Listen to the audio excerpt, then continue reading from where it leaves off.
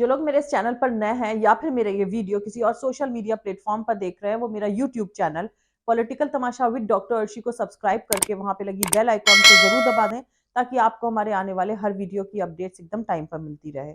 और दोस्तों, अगर आपको हमारे वीडियोस इंफॉर्मेटिव लगते हैं, अगर आपको हमारा काम पसंद आता है, तो फिर आप इस चैनल को सब्सक्राइब कर लें और इसके पेट्रॉन बन जाए या फिर इसकी मेंबरशिप ले लें। दोनों का ही लिंक, यानी इसकी पेट्रॉन बनने का लिंक और इसकी मेंबरशिप लेने का, दोनों का ही लिंक अलग अलग इसी वीडियो के डिस्क्रिप्शन में डाल दिया गया है। तो फिर चलिए आज के सियासी तमाशे के सफर को शुरू करते हैं।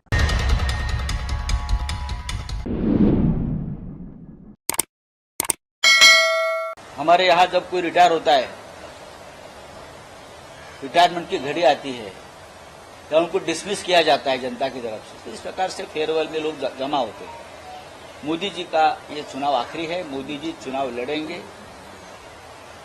चुनाव में क्या निर्णय होगा मुझे मालूम नहीं, वाराणसी की जनता क्या निर्णय लेगी, लेकिन मोदी जी प्रधानमंत्री नहीं बनने जा रहे। बस इतना मैं कह सकता हूं।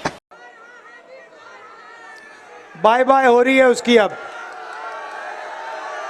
Good bye, thank you, bye bye, Tata.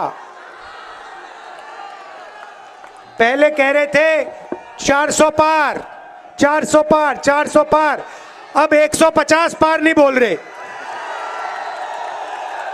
भाई और बहनों, लिख लो, आप सारे के सारे लिख लो, जून 4 के बाद नरेंद्र मोदी हिंदुस्तान के प्रधानमंत्री नहीं होंगे।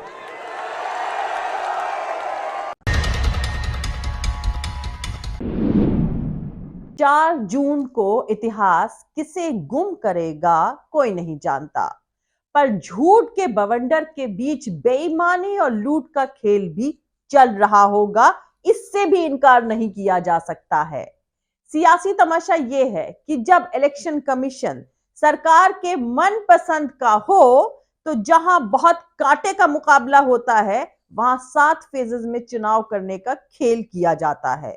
और जहां चुनाव में एक तरफा जीत या एक तरफा हार पक्की हो, वहां एक ही फेज में चुनाव करा दिए जाते हैं। चौथे फेज की वोटिंग के बाद शेयर बाजार फॉरेन इन्वेस्टर्स की बिकवाली का शिकार रहा। मतलब इन्वेस्टर्स बाजार से पैसा निकाल रहे हैं, उन्हें पता है कि 4 जून को क्या होने जा रहा है, लेकिन हिटलर की आखिरी बाजी अभी भी बाकी है। वो बाजी इस मुल्क के इतिहास में अनइमेजिनेबल और अनप्रेसिडेंटेड होगी। इससे ज्यादा अभी बोलना ठीक नहीं होगा। दरअसल दोस्तों, एनसीपी की नेता सुप्रिया सुले ने बारामती में ईवीएम की सिक्योरिटी को लेकर संजीदा सवाल उठाए हैं। सुप्रिया सुले बारामती से चुनाव लड़ी हैं। उनके खिलाफ उनके अपने चचेरे भाई और महाराष्ट्र के deputy chief minister Ajit Pawar की वाइफ सुनेत्रा पवार चुनावी मैदान में हैं। अजित पवार शरद पवार से बगावत करके बीजेपी और एकनाथ शिंदे की शिवसेना के साथ सरकार में शामिल हो गए थे, और इस तरह उनकी पार्टी बीजेपी की अगुवाई वाले एनडीए में शामिल है। बारामती में 7 मई को वोटिंग हो चुकी है। इस वक्त ईवीएम को कड़ी सिक्योरिटी के बीच रखा गया है। इन्हीं ईवीएम को लेकर शिकायत दर्ज कराई गई है। सुप्रिया सुले ने सोशल मीडिया पर एक वीडियो शेयर करते हुए इल्जाम लगाया है कि वोटिंग के बाद जिस गोदाम में ईवीएम रखे गए थे, वहां के सिक्योरिटी कैमरे मंडे को 45 मिनट्स के लिए बंद कर दिए गए थे। सीसीटीवी के इतने लंबे वक्त तक बंद रहने पर सवाल उठाते हुए सुले ने इसको बेहद सस्पिशियस इंसिडेंट बताया है। उन्होंने इसको इलेक्शन कमीशन की एक बड़ी चूक बताते हुए कहा है कि बारामती लोकसभा क्षेत्र के वोटिंग के बाद एक गोदाम में जहां ईवीएम रखी गई है, वहां का सीसीटीवी सुबह 45 मिनट के लिए बंद कर दिया गया था। यह बेहद सस्पिशियस है कि जहां ईवीएम जैसी बेहद अहम चीज रखी गई हो, वहां का सीसीटीवी बंद पड़ा हुआ। उनके मुताबिक जब उनके चुनाव रिप्रेजेंटेटिव ने वहां ऑफिसर्स और एडमिनिस्ट्रेशन से कांटेक्ट किया, तो कोई सेटिस्फैक्टरी जवाब नहीं मिला। इसके अलावा उस जगह पर टेक्नीशियन भी मौजूद नहीं है। सुप्रिया सुले ने यह भी इल्जाम लगाया है कि उनके इलेक्शन रिप्रेजेंटेटिव्स को वहां रखी गई ईवीएम के हालत का इंस्पेक्शन करने की इजाजत भी नहीं दी जा रही है। दोस्तों, तमाम रिपोर्ट्स के मुताबिक इस इल्जाम पर बारामती रिटर्निंग ऑफिसर कविता द्विवेदी ने कहा कि सीसीटीवी कैमरों के सीन को दिखाने वाली स्क्रीन को टेक्नीशियन की तरफ से कुछ वक्त के लिए अनप्लग कर दिया गया था, लेकिन कैमरे काम कर रहे थे। एक दूसरी रिपोर्ट में कहा गया है कि चुनाव ऑफिसर ने साफ किया है कि सुबह प्रेमिसेस में बिजली के कुछ काम के दौरान कैमरों की एक केबल को थोड़े वक्त के लिए हटाना पड़ा था।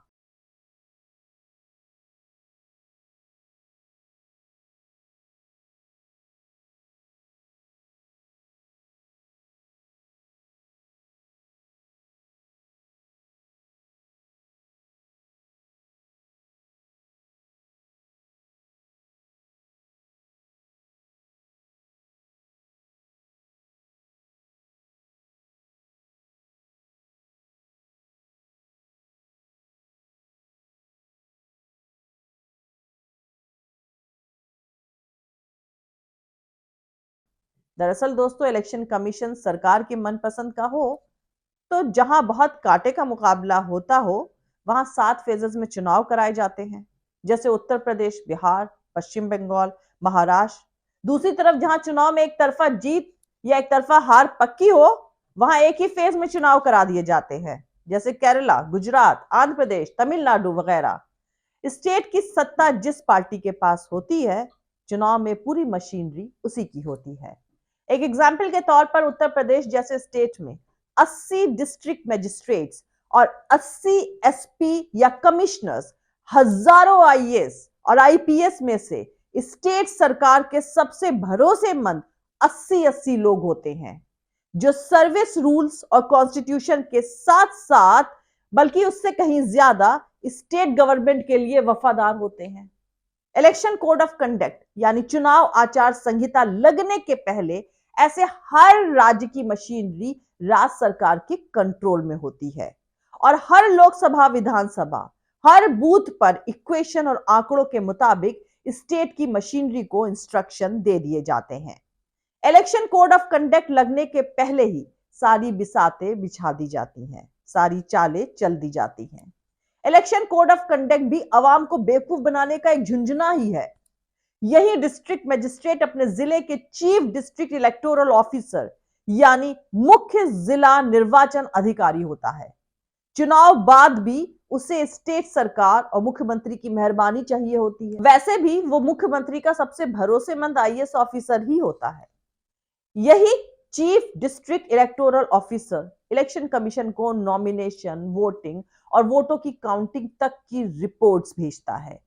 जहां गड़बड़ी हुई वहां लिख देगा कि सब ठीक है, तो दिल्ली में बैठा केचुआ तो ऐसे ही अंधा है, मान लेगा। चुनाव में 4 तरह से धांधली होती है। पहला तरीका, नॉमिनेशन के वक्त एडमिनिस्ट्रेशन सूरत की तरह जिसका चाहे मीन मेक निकालकर नॉमिनेशन रद्द कर सकता है। दूसरा, इलेक्शन कैंपेन में किसी के भाषण या बयान पर उसको नोटिस पर नोटिस पकड़ाना, इलेक्शन कैंपेन से रोक देना और किसी के उससे ज्यादा ऑब्जेक्शनेबल भाषणों पर अंधे और बहरे हो जाना। इसके अलावा भी एडमिनिस्ट्रेशन तमाम प्रोग्राम के लिए परमिशन देना ना देना, कहीं सख्ती तो कहीं छूट जैसा सियासी तमाशा चलता ही रहता है। फिर आता है वोटिंग का दिन। कहां किस पार्टी का वोटर है, उस हिसाब से फोर्स लगा दी जाती है। जैसे बीजेपी के वोटर्स का बूथ है तो एक होमगार्ड बैठा दिया जाता है, और उसके विरोधी पार्टी के वोटर्स का बूथ है तो हथियारों के साथ कई दर्जन जवान तैनात कर दिए जाते हैं। इससे वोटर्स के दिल और दिमाग में डर पैदा किया जाता है। मुस्लिम वोटों के बूथों पर पुलिस की तरफ से लाठी चार्ज होती है और वोटरों को भगाया जाता है, जिससे उनके वोट ना पड़ सके। रामपुर, आजमगढ़ लोकसभा बाई इलेक्शन और संभल का मौजूदा चुनाव इसके एग्जाम्पल्स हैं। एडमिनिस्ट्रेशन की ऐसी कोशिश के चलते लोग डर कर घर में बैठ जाते हैं, क्योंकि चुनाव के बाद भी उन्हें जिंदगी तो जीनी ही होती है। पुलिस थाने के चक्कर में कोई नहीं पड़ना चाहता है। इसके बाद आता है वोटिंग के काउंटिंग का दिन। ईवीएम के इतर 1000, 5000, 10,000 तक के डिफरेंसेस से हारे उम्मीदवारों को डिस्ट्रिक्ट इलेक्टोरल ऑफिसर जीत का सर्टिफिकेट थमा देता है।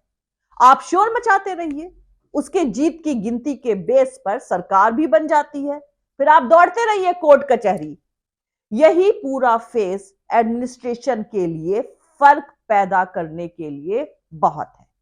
वो चाहे तो किसी के लिए डिसाइडिंग फर्क पैदा कर सकता है, और एडमिनिस्ट्रेशन किसके लिए चाहेगा ये आप सब बेहतर तरीके से समझ ही सकते हैं। इसकी सिर्फ एक ही काट है जो एडमिनिस्ट्रेशन की हर ऐसी कोशिश को फेल कर सकती है, और वो है 100% वोटिंग। इसीलिए चाहे कुछ भी हो, वोट करना मत छोड़ें। वोट डालने से आपको कोई रोक नहीं सकता है। एडमिनिस्ट्रेशन सिर्फ डरा सकता है, खदेड़ सकता है, मगर पीसफुल तरीके से हो रही वोटिंग को नहीं रोक सकता है। जो भी हो, वोट जरूर करिए। यही डेमोक्रेसी में सारे फर्जी सियासी तमाशे की काट है।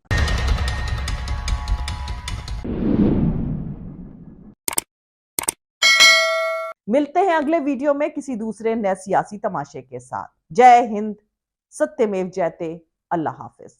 दोस्तों, हमारा पूरा वीडियो और दूसरे और वीडियोस देखने के लिए हमारा YouTube channel political Tamasha with doctor Arshi को सब्सक्राइब करके वहां पे लगी बेल आइकॉन को जरूर दबा दें, ताकि आपको हमारे आने वाले हर वीडियो की अपडेट्स एकदम टाइम पर मिलती रहे।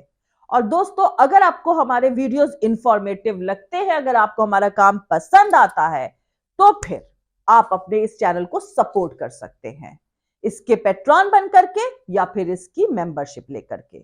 और दोनों का ही लिंक मैंने इसी वीडियो के डिस्क्रिप्शन में अलग अलग डाल दिया है। और आप हमें फॉलो भी कर सकते हैं हमारे ट्विटर, इंस्टाग्राम और फेसबुक पेज पर। मेरा ट्विटर हैंडल है @arshi aziz khan। Thank you. मिलते हैं अगले वीडियो में।